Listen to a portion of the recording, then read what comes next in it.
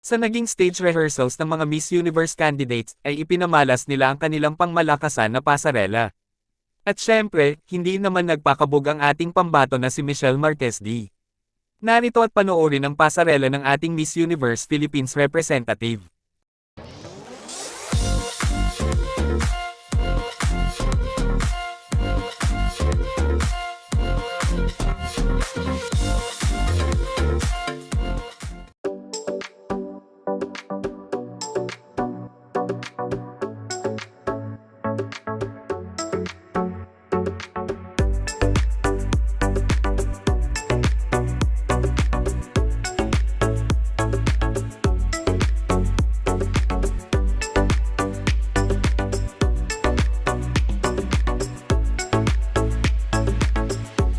Kayo, anong masasabi nyo tungkol dito?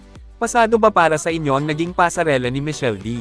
At kung ano ang inyong komento at saloobin, just comment down below at babasahin natin yan at pag-uusapan natin para sa ating susunod na video. Thank you for watching and see you on my next one.